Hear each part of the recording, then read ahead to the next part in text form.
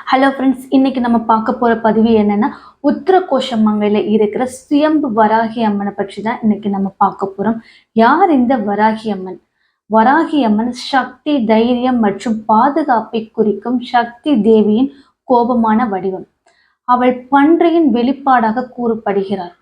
தந்தங்கள் மற்றும் ஒரு பெண்ணின் உடலுடன் கூடிய காட்டுப்பன்றி வராகி அம்மன் தன்னை வழிபடுபவர்களுக்கு செல்வம், பலம் மற்றும் வெற்றியை வழங்குவதோடு தீய கண்கள், சாபங்கள், மந்திரங்கள், சூனியம், இருண்ட ஆவிகள் மற்றும் நிறுவனங்கள் போன்ற எதிர்மறை ஆற்றல்களை நீக்கி அவர்களை பாதுகாக்கிறார்.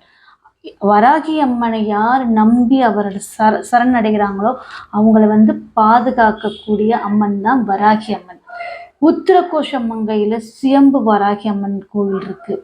அது எங்க இருக்குன்னா, ராமநாதபுரம் மாவட்டம் உத்திரகோஷமங்கையில் அமைந்துள்ள வராகி அம்மன் கோவிலில் வராகி அம்மன் சுயம்பு ரூபத்தில் காட்சியளிக்கிறார்.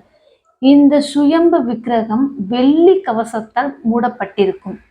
உலகின் முதல் சிவன் கோயிலான மங்களநாத சுவாமி கோயிலுடன் உத்திரகோஷமங்கையில் உள்ள இந்த கோயிலும் சுமார் 3200 ஆண்டுகள் பழமையானது.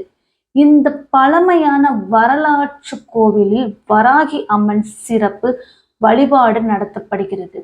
அவளது ஆசீர்வாதம் பெறும் பக்தர்கள் மஞ்சளை அவள் கருவறைக்கு வெளியே ஒரு பசையாக அரைத்து சிலைக்கு பூசுவார்கள். பல நூறு ஆண்டுகளாக கடைபிடிக்கப்பட்டு வரும் இந்த வழக்கம் பக்தர்கள் விரும்பியதை அடைய உதவும் என்பது நம்பிக்கை.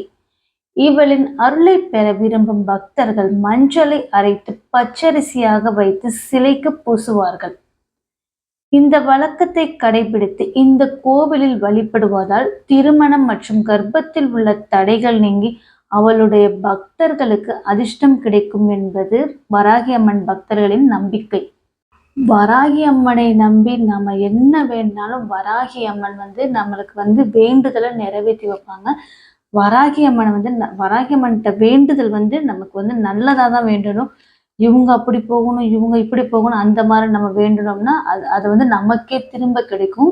நல்லது மட்டும்தான் நம்ம வேண்டிக்கணும். இந்த கோவில் நேரம் கோவிலோட நேரம் காலை 7 to 12 மணி வரை இருக்கும். மாலை 4 to 8 மணி வரைக்கும் இருக்கும். நன்றி, வணக்கம்.